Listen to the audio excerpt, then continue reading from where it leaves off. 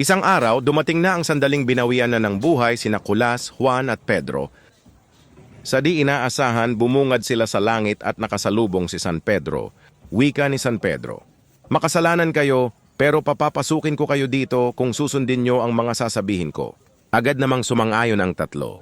Pinakuha sila ng tigi-isang bunga ng prutas. Nang nakakuha na ang tatlo ay agad silang nag-usap at nagpayabangan.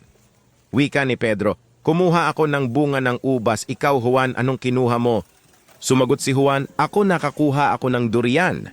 Bago pa nila matanong si Kulas, agad nang nagbigay ng huling utos si San Pedro at ito ang kaniyang sinabi. "Ang mga kinuha niyong bunga ng prutas ay ipapasok sa mga puwet ninyo." Nauna si Pedro sabay sabi ng, "Oh." Sumunod naman si Juan at napaaray pero sinundan ng kaniyang malakas na tawa. Tinanong siya ni Pedro, "Bakit nakuha mo pang tumawa ang laki ng pinasok sa'yo?" Sumagot si Juan, "Nakita ko kasi si Kulas may dalang langka."